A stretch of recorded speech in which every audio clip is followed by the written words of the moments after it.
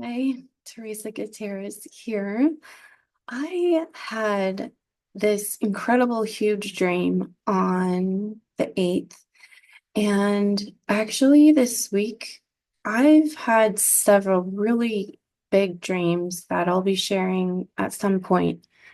But this one was like opening one of those cans, and all this stuff comes flying out.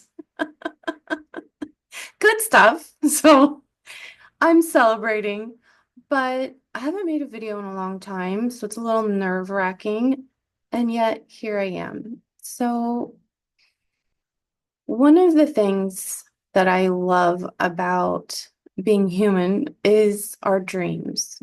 And my dream life is a very important part of my spirituality, or a foundational piece of how I practice my own spirituality, or my sense of feeling close to spirit and feeling guided by spirit, feeling connected with the universe. I feel like our dreams can offer us protection, healings, omens, or premonitions. I feel positive, or the kind that want to save you and help you get to safety. I wrote this book, A Shaman's Dream Time. It was a while ago, and in that book, right in the beginning, in the introduction, I talk about all the different ways that I feel like dreams are a really important part of our lives, because we can receive our ancestors' guidance. There's been many times my deceased loved ones have come to help me, teach me, guide me, have a conversation with me, and literally heal me when I was super sick. And I feel like we can get some really important medicine in there from our angels and our spirit animals.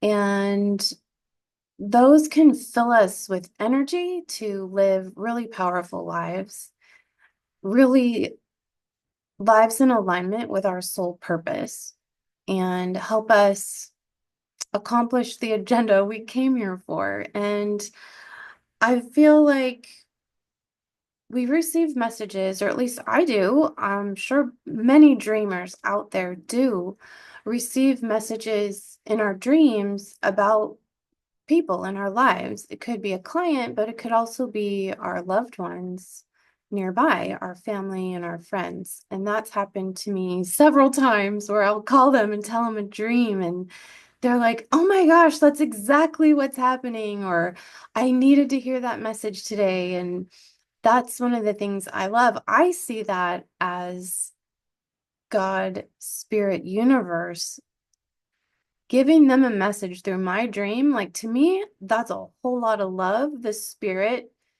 is trying to get to somebody. Like, we are so deeply, deeply, unconditionally loved by the universe that dreams can come through our friends to bless our lives and share with us exactly what we need to hear. And there's so many other good things about dreams. I think they're super important, and I would love to live in a world where dreams are important again, and not scoffed at as, "Ugh, it's just a dream. It doesn't matter. It's not important." And we blow it off and we don't pay attention, when we could have gotten some serious guidance for our benefit. And the dream I'm sharing today, I call it Unleash the Bear. That's the title I gave it. Robert Moss teaches the lightning dream work game. So you're supposed to, as one of the steps, give your dream a title. So I'm going to share a few things. I'm going to share the dream and then just answer a few of the questions from that lightning dream work game. Robert Moss has written many books about dreaming, so I would suggest pretty much any of them. So in this dream, I am asleep on a mattress. I'm lying on a mattress. I wake up on the mattress, but the mattress isn't stable. It is like one of those maybe blow up mattresses, but it is also a hide a bed mattress where the feet come up. And so I'm on that. It feels really wobbly and unstable. But in addition to this, now there's a huge bear at the foot of this bed, at this mattress, and it is in a sleeping bag sliding towards me. And I'm like, oh no. And I'm trying to roll off of this wobbly mattress to get out of its way because it's asleep. And the last thing I want to do is wake up a sleeping bear.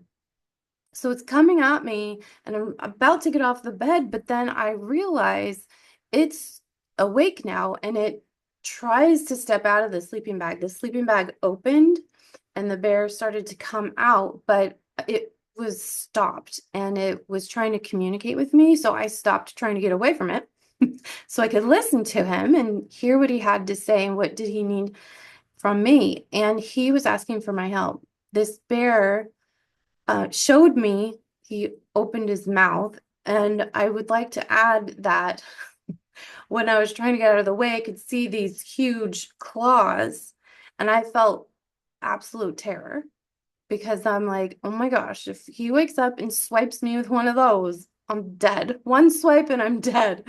So I was very serious about leaving. However, he wanted me to stay, and he's showing me now in his mouth, there's a bright blue leash, like a dog leash, but it's bigger. And this bright blue leash is in his mouth at the back of his throat, and he's choking on it. It's in a knot, and he's choking on it.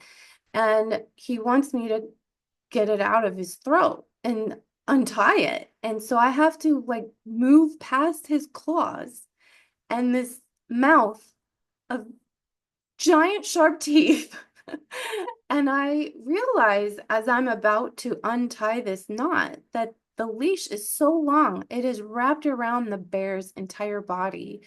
And so the more the bear tries to walk and move, the tighter the leash becomes, and he chokes on it more. And so it's this perpetuating cycle where if the more he moves, the more he chokes and the more it tightens around him. So he actually can't move as much anyway, unless he wants to choke himself faster. So I reach in his mouth and I untie the knot. It really wasn't that hard. I untied the knot and it just slid right off of him and he was totally free. And that felt really good. And then we were facing each other and we're just looking each other in the eyes and we both feel good about each other. And I wake up. So, yay, it had a good ending. But it definitely had me asking myself some questions. So, super grateful. It feels like such a beautiful, powerful, positive dream. But it didn't make me think, like, oh man, I didn't even realize that perhaps I have been feeling like my throat and my voice have been on a leash, right? I mean, I haven't made a video in forever, but I don't think that's the only way. But I definitely felt like in many aspects of my life, my voice has been on a leash, and it is time to untie the knot and be free and move in the way I feel I should and desire to. And I'm certain that I am not the only person on the planet that has felt like their voice has been on a leash. And I'm grateful in the dream that I did untie it. I feel like it's untied, but I had to move through those fear things of the claws and the teeth to even be able to untie it. And so I think recognizing my own fears is really important and still choosing to get past that in order to save a life, right? It could be my very own life. Who knows? But I do feel like some of the work that I do in the world has definitely saved lives. I'm a shamanic practitioner, and I've helped people with a lot of different things over the last 28 years.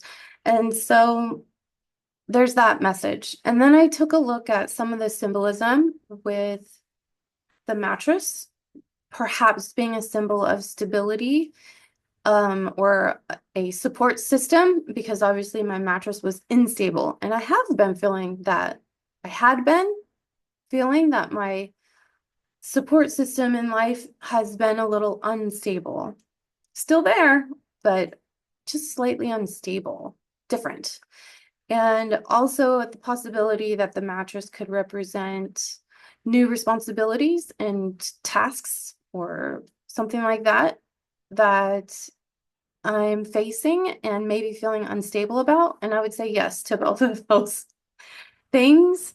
And I wrote down something else. Let's see. The sleeping bag for me, I mean, obviously the bear was asleep in the sleeping bag, but it opened and he became awake. And I feel like, in a sense, I as a person have probably been taking a nap in a sleeping bag. Like, let me cover up and hide away and just take a nap. There's been so much going on since at least December, but really big stuff has come up for me and my family since the first week of January. And it's not been easy to navigate. And so, my goodness, I've been really grateful for my dreams and my spiritual practices that help me to stay feeling aligned and connected with my source, God, spirit, universe, definitely my angels and ancestors, and my spirit animals, and my family and my friends. Like, so, we all have some really challenging things to face in life sometimes. And I definitely don't think I could have made it through the last few months if it weren't for all of that coming together for me. And that includes my dreams. This week has been really amazing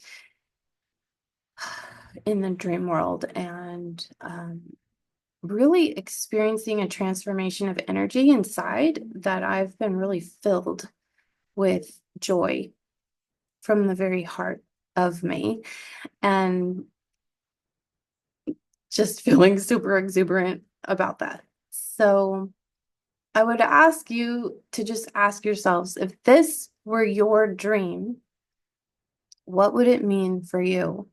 And that is one of the questions Robert Moss asks in the Lightning Dreamwork game. When you hear somebody else's dream, it's like, oh, wow, if this was my dream, this is what I would feel or think or do, right?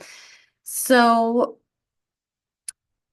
the way I felt in the dream was obviously terror. So you always ask yourself, what do you feel in a dream? It's the first question.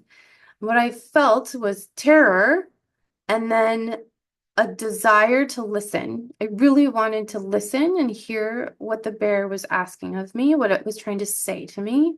And then I had a very strong desire to help. So those are my feelings in the dream. And then we felt really good about each other. So the dream went from terror to really good. And I really love that. So also when you think about your dreams, you want to see, does this apply anywhere in your life? And that's why I took a look at the symbolism, because I don't think a bear is actually going to end up on my mattress. Oh my gosh. And I would never put a leash on a bear. Not a smart idea. So there's that. And then Robert Moss asks, what do you want to know about this now?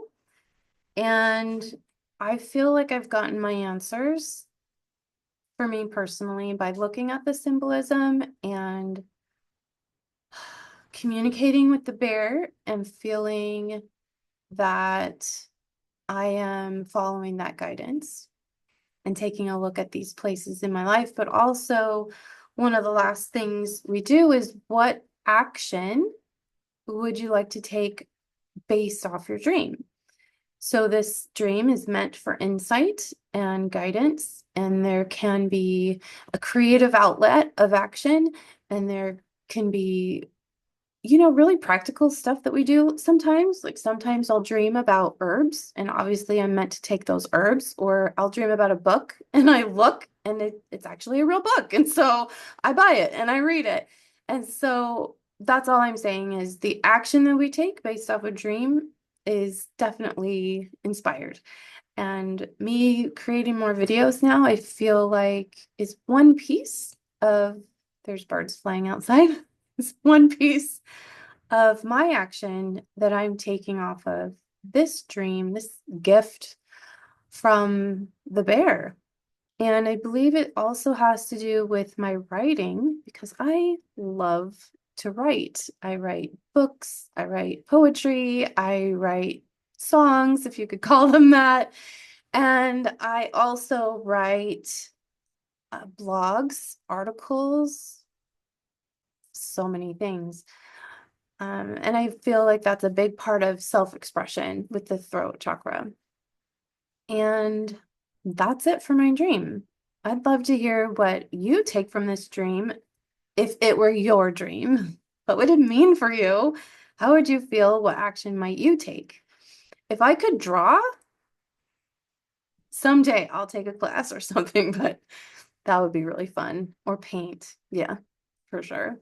But anyway, have a beautiful day and thanks for listening.